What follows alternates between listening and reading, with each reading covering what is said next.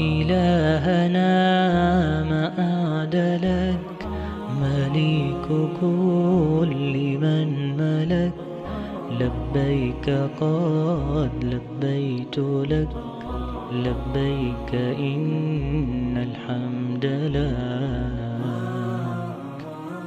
والملك لا شريك لك والليل لما أنحلك والسابحات في الفلك على مجار المنسلات إلهنا ما أعدلك مليكك. بسم اللہ الرحمن الرحیم. الحمد للہ رب العالمین والصلاة والسلام علی سید الانبیاء والمرسلین. الصلاة والسلام علیک یا رسول اللہ وعلی آلک و صحابک یا حبیب اللہ. الصلاة والسلام علیک یا نور اللہ وعلی آلک و صحابک یا رحمت للعالمین. سامعین و ناظرین، آج ہم نور العزا کا سبق نمبر 11 پڑھیں گے. سبق نمبر 11 کی عبارت میں نے وائٹ بورڈ کے اوپر لکھ دی ہے. ہمارا پڑھنے کا طریقہ کار یہ ہوگا کہ جتنی عبارت میں نے وائٹ بورڈ کے اوپر لکھی ہے پہلے ہم اس کی ترکیب پڑھیں گے قواعد نحویہ کے ساتھ، اس کے بعد ہم سبق بیان کریں گے اور پھر ہم اس کا ترجمہ کریں گے. تو آئیے ہم آج کے سبق کا آغاز کرتے ہیں. سب سے پہلے جو عبارت ہے وہ ہے فصل فی الاستنجاء. یاد رکھیں قاعدہ کہ جو عنوانات ہوتے ہیں اکثر ترکیب میں مبتدا محذوف ھذا کی خبر ہوتے ہیں. اکثر میں نے کہا تو یہ فصل ھذا مبتدا محذوف ہوگا، اس کی یہ خبر بنے گا. لفظ فصل کے بارے میں ایک قاعدہ یاد رکھیں. لفظ فصل جو ہے یہ مورب بھی ہو سکتا ہے، مبنی بھی ہو سکتا ہے. مبنی کون سا؟ کہ وہ جو نحویر میں مبنی کل 6 چیزیں ہیں ان میں سے ایک مبنی وہ ہے اس میں متمکن جو ترکیب میں واقع نہ ہو. لفظ فصل کو ہم وہ مبنی بھی بنا سکتے ہیں اور فصل پڑھ کے مورب بھی بنا سکتے ہیں، لیکن یہ بھی یاد رکھیں یہ اس فصل کی بات ہے جس فصل کے بعد فی نہ ہو. جس فصل کے بعد فی آ جائے اس فصل کو مبنی نہیں پڑھ سکتے، اس فصل کو مورب ہی پڑھنا ہے. فصل فی الاستنجاء. دوبارہ کہہ دیتا ہوں، فرض کریں یہاں فی نہیں ہے، پیچھے آپ کے پاس صرف فصل ہے، تو آپ اس کو 2 طرح پڑھ سکتے ہیں فصل. اور جب آپ پڑھیں گے فصل پھر یہ ترکیب میں کچھ نہیں بنے گا، پھر ھذا بھی نہیں نکالیں گے. لیکن جب اس کے بعد فی آ گیا پھر فصل پڑھنا لازمی ہو گیا اور اس سے پہلے ھذا بھی نکالنا لازمی ہو گیا تاکہ یہ اس مبتدا کی خبر بن جائے. تو یوں ہم نے اس کی ترکیب کر دی. فی الاستنجاء یہ جار مجرور فصل کے متعلق ہے. فصل اپنے جار مجرور سے مل کر ھذا مبتدا کی خبر ہے. مبتدا خبر جملہ اسمیہ خبریہ ہوا. یلزم الرجل الاستبراء حتی یزول اثر البول ویطمئن قلبہ. اس کی ترکیب کرنے لگے. یہ یلزم مضارع کا صیغہ ہے، باب سامیہ یسمع ہے، لازمہ یلزم. اس کے بارے قاعدہ یاد رکھیں، یہ جو لازمہ یلزم ہے اس کا مفعول بھی اکثر پہلے آتا ہے، فاعل بعد میں آتا ہے، اور یہاں بھی ایسا ہی ہے. یلزم کا مفعول بھی پہلے آ گیا اور الاستبراء یہ فاعل بعد میں آ گیا. تو اتنی ترکیب تو سمجھ آ گئی کہ یہ فعل ہے، الرجل مفعول بھی ہے، الاستبراء یہ اس کا فاعل بنے گا. لیکن ابھی ہم آگے جائیں گے. یہ حتیٰ وہ ہے جو مضارع پہ داخل ہے اور جس حتیٰ کے بعد ان مقدر ہے. یاد رکھیں جس حتیٰ کے بعد ان مقدر ہوتا ہے وہ حتیٰ جارہ ہی ہوتا ہے، حرف جار ہی ہے. یہ حتیٰ حرف جار ہے، اس کے بعد ان مقدر ہے. یزولا اس لیے نصب آیا کہ ان مقدر نے اس کو نصب دیا. ویسے تو یزولو تھا. یزولا فعل ہے. آثار البولی یہ نکرہ یہ معرفہ، لہذا مضاف مضاف الیہ مل کے اس کا فاعل. آگے واو آ رہی ہے، واو کے بعد فعل مضارع ہے، اس کا اس مضارع پہ عطف ہے. لہذا ہم کہیں گے یزول فعل اپنے فاعل سے مل کر معطوف علیہ، واو حرف عطف، یطمئن جب اس یزولا کے اوپر عطف ہے تو اس کے شروع میں ان مقدر ہے، تو یہاں پر بھی وہی حکم لگے گا، یطمئن یہ فعل مضارع کا صیغہ ہے، قلبہ اس کا فاعل ہے، فعل اپنے فاعل سے مل کے معطوف، یہ معطوف علیہ اپنے معطوف سے مل کر با طویل مفرد ہو کر حتی جار کا مجرور، جار مجرور مل کے یہ استبراء کے متعلق ہے، یہ یلزمو کے متعلق نہیں ہے، استبراء کے متعلق ہے۔ استبراء مصدر اپنے متعلق سے مل کے یلزمو کا فاعل، یلزم فعل اپنے فاعل مفعول بھی سے مل کر جملہ فعلیہ خبریہ ہوا۔ علی حسب عادتہ، مراکل فلاں کے اندر علی حسب عادتہ سے پہلے عبارت مقدر نکالی ہے استبرأ، استبرأ الرجل، یہ عبارت مقدر نکالی، مراکل فلاں جو نور الزا کے اوپر حاشیہ ہے شرح ہے اس میں یہ عبارت نکالی ہے۔ اب میں آپ کو ایک قاعدہ بتانے لگا ہوں حسب کے بارے، لفظ حسب کے شروع میں اگر حرف جار آ جائے جیسے یہاں آیا ہے تو اس کی سین پہ زبر پڑھیں گے، سین کو مفتوح پڑھیں گے، حاسا پڑھیں گے۔ اگر اس کے شروع میں حرف جار نہ ہو تو پھر سین کو ساکن پڑھیں گے حسبی، یہ قاعدہ ہے یاد رکھنا۔ یہاں حرف جار آ گیا ہے حاسبی، اگر حرف جار نہ ہوتا تو پھر ہوتا حسبی۔ تو میں ترکیب کرنے لگا ہوں، اللہ حرف جار ہے جی، حاسا بھی نکرہ ہے، عادت بھی نکرہ ہے، آخر میں معرفہ، تو قاعدہ ہے جتنے بھی نکرے آ جائیں پہلے بعد میں معرفہ آ جائے تو مضاف مضاف الیہ، یہ مضاف یہ مضاف الیہ مضاف یہ مضاف الیہ، مضاف مضاف الیہ مل کے مضاف الیہ ہوا حسب کا، مضاف مضاف الیہ مل کے الا جار کا مجرور، جار مجرور مل کے استبرا جو ہم نے نکالا ہے اس کے متعلق استبرا فعل اپنے فاعل اور متعلق سے مل کر جملہ فعلیہ خبریہ ہوا۔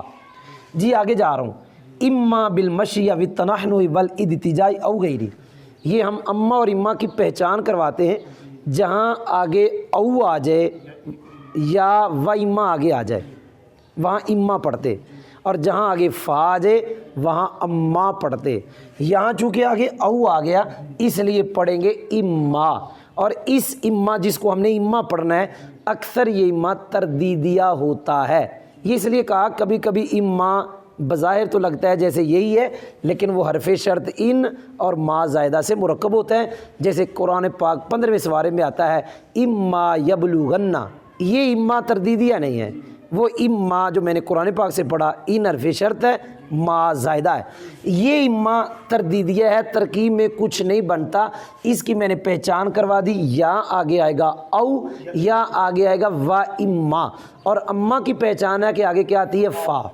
اما حرف تردیدیہ ہے جی، با جار ہے، المشی یہ معطوف علیہ ہے، اور یہ بھی یاد رکھے قاعدہ ہے، یہ بھی یاد رکھے کہ اما کے بعد آنے والا معطوف علیہ ہوگا چاہے وہ پورا ہو جائے یا اس کا آدھا حصہ، یہاں پہ المشی معطوف علیہ ہے، او حرف عطف ہے جی، التنحنحی اس کا معطوف اول ہے، واو حرف عطف ہے، والاضطجاع جو اضطجاع معطوف ثانی ہے، او حرف عطف ہے، غیری اس کا معطوف ثالث ہے، معطوف علیہ تینوں معطوفوں سے مل کر با جار کا مجرور، جار مجرور مل کے ظرف مستقر متعلق ہوا ثابتۃ کے، کس کے جی؟